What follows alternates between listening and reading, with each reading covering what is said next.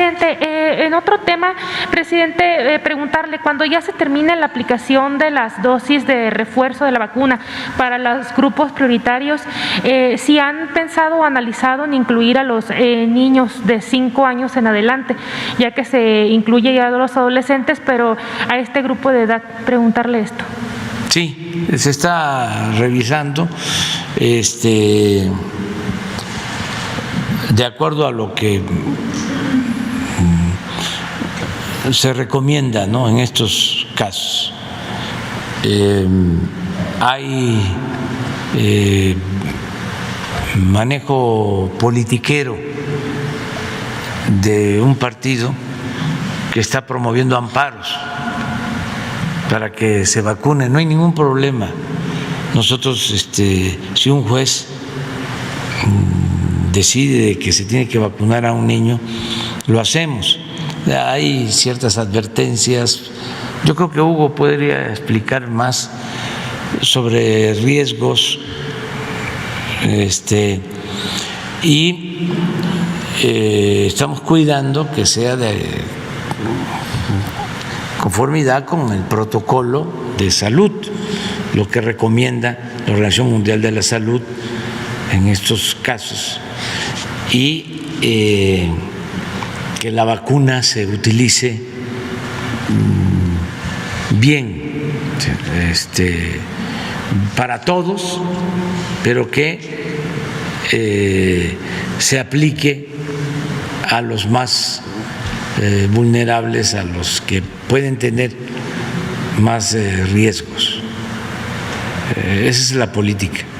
Pero tú podrías explicar.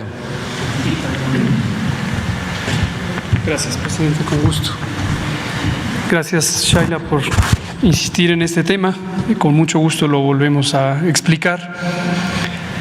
En términos generales, las intervenciones de salud pública, las intervenciones de salud colectiva, tienen que tomar en cuenta el beneficiar no solamente a cada persona, sino al conjunto de las personas.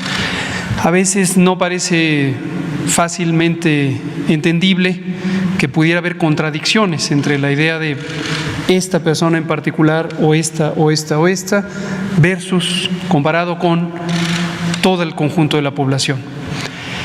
Pero estas diferencias existen. Pueden haber situaciones en donde hay que pensar en el conjunto de la población porque es la manera en que se aprovecha más ampliamente la protección de una intervención de salud, en este caso las vacunas. La Organización Mundial de la Salud y diversas comunidades técnicas y científicas de la salud pública en el mundo, y desde luego nosotros también lo analizamos con el apoyo de distintas comunidades académicas del país, todas hemos identificado cuál es la distribución del riesgo, de la probabilidad de tener complicaciones por COVID. COVID, como también hemos comentado desde que empezó la epidemia, es una enfermedad en donde la enorme mayoría, afortunadamente la enorme mayoría de las personas que se infectan por el virus SARS-CoV-2 no tienen enfermedad grave, cerca del 85-87%. Lo que tienen una enfermedad leve, se autolimita, se resuelve espontáneamente por la respuesta del propio organismo. Pero hay un 15-12% que sí puede tener enfermedad de importancia, llegar a ser hospitalizada o desafortunadamente morir, como ha ocurrido en todo el mundo. Ahora, ¿quién tiene la mayor probabilidad de morir o de resultar hospitalizada o de requerir intubación? Las personas adultas, particularmente a partir de los 45 años en adelante. 46, 47, 48, hasta los 100 años o más. Conforme aumenta la edad, aumenta la probabilidad de que haya complicaciones. Por debajo de los 45 años, la probabilidad es todavía más baja, y más baja, y más baja, y más baja. Y el mínimo de probabilidad de complicación está precisamente en las personas, en los niños de 5 a 10 años. Tienen el mínimo riesgo de todo el riesgo posible de tener complicaciones.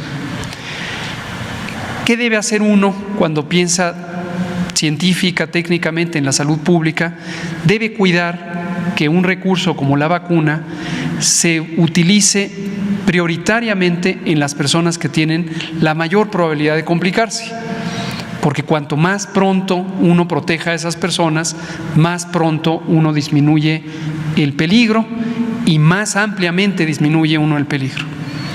Si por presión social o por interés de grupo uno empezara a dispersar el esfuerzo en México, en cualquier otro país, entonces no se lograría el impacto que se puede tener de una intervención como la vacunación contra el virus SARS-CoV-2. Nunca hemos tenido resistencia u oposición a proteger a nadie. Nos interesa que todos, todas estén protegidos. Pero efectivamente la distorsión que se ha hecho en los medios, y desafortunadamente a veces eso crea un cerco informativo y la población se confunde porque le dan información falsa, torcida, distorsionada, nos quieren hacer aparecer como que somos Herodes casi, que no queremos a los niñas y niños. Eso es absurdo, eso no tiene ningún sentido. Pero tenemos que cuidar que el beneficio sea el más grande. Entonces, en este momento seguimos priorizando a los grupos de edad que tienen el mayor riesgo, como lo definimos desde el 8 de diciembre de 2021, cuando presentamos, de 2020, perdón, cuando presentamos aquí el programa de vacunación. Y esto es exactamente compatible con lo que hasta este minuto recomienda la Organización Mundial de la Salud, la Organización Panamericana de la Salud. Y si ustedes revisan los planes o las estrategias de vacunación de la mayoría de los países, van a encontrar la misma lógica técnica. Ahora, un último elemento, el jurídico. Efectivamente, esta intención de desvirtuar, de pervertir, de sabotear las estrategias de salud pública o las políticas de interés colectivo por personas en lo individual tiene doble componente. Hay una parte que quiero volver a destacar, como lo hemos hecho muchas veces, nos parece completamente legítimo. Una mamá, un papá, un abuelo, abuela, cualquier familiar que vea a su hijo de manera directa y dice: yo quiero que mi hija, mi hijo estén protegidos. Totalmente legítimo, entendible, es un sentimiento natural, muy noble. No tenemos nada en contra de eso.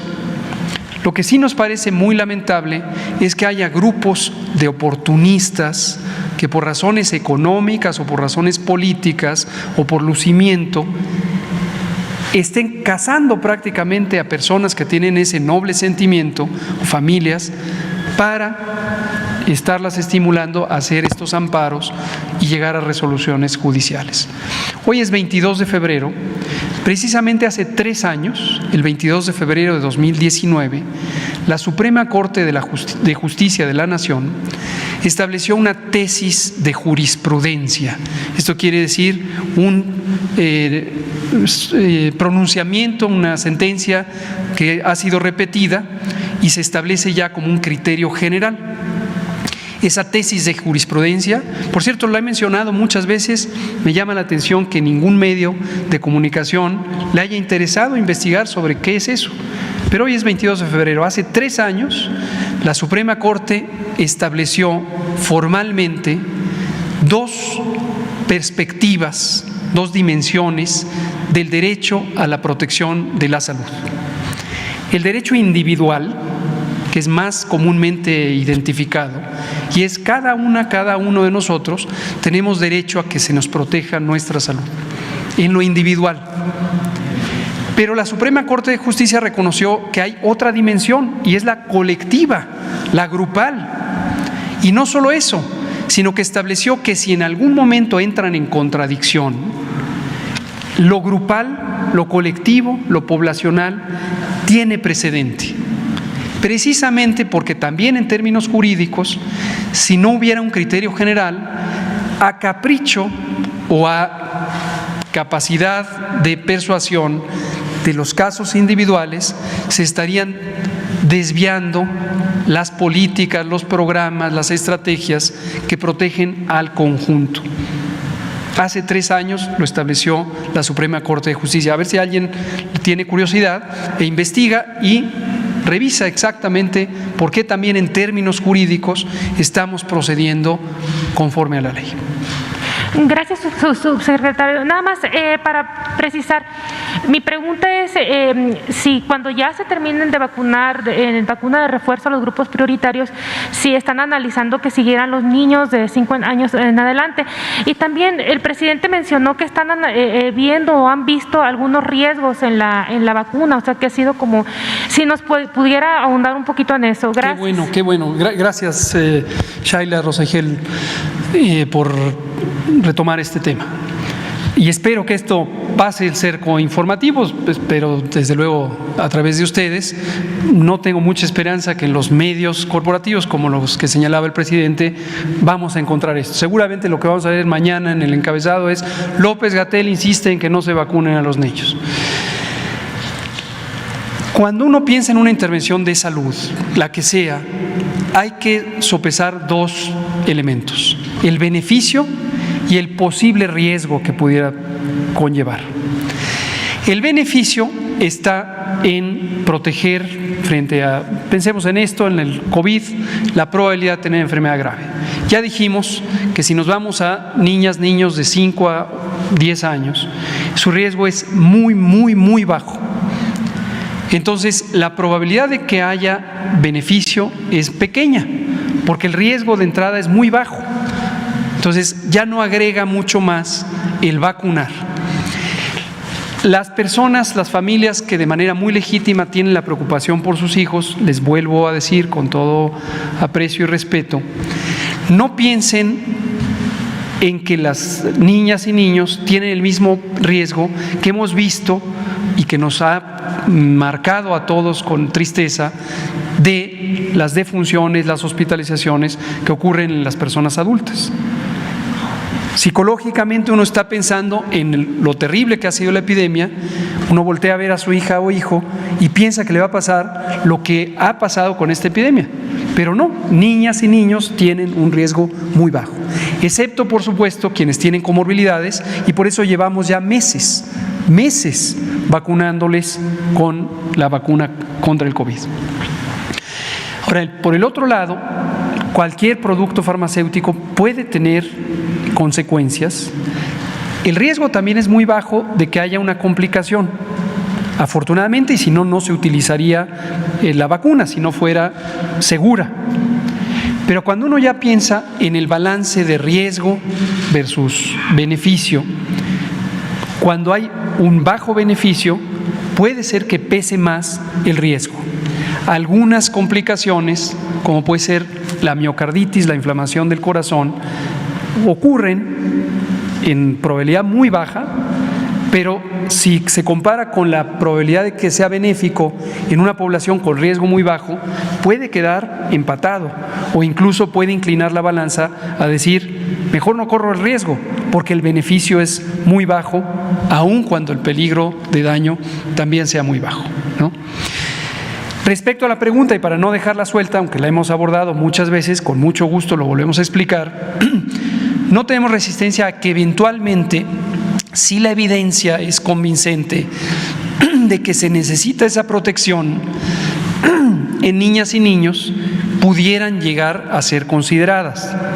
Desde el principio lo planteamos en el documento, vean el documento del 8 de diciembre de 2020, está planteado desde el principio. Pero eso lo vamos analizando de manera dinámica.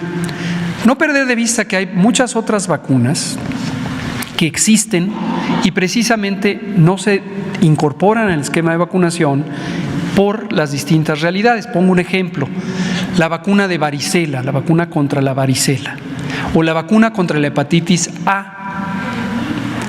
Esa es otra. Pero hablemos de estas dos, de varicela y de hepatitis A. La hepatitis A es una enfermedad que si da en la niñez, la enorme mayoría de personas, estamos hablando de 99%, van a tener una enfermedad leve, ciertamente les puede causar fiebre, malestar, fatiga, tardan unas semanas en recuperarse del todo, se sienten fatigados, los niños y niñas. Pero es una enfermedad leve. Si da en la edad adulta, puede dar una enfermedad grave. También en la minoría, pero puede ser grave. Sin embargo, cuando uno considera la perspectiva poblacional, colectiva, uno puede identificar que la utilidad de la vacuna es muy baja, porque la gran mayoría de las personas en México ya tienen anticuerpos contra hepatitis A después de los 15 años. La varicela lo mismo, la varicela exantemática es una enfermedad que si da en la infancia es una enfermedad leve, generalmente da entre los 8 y los 10 años de edad. Da fiebre, da ronchas, da vesículas, pápulas, deja algunas lesiones, pero es una enfermedad leve.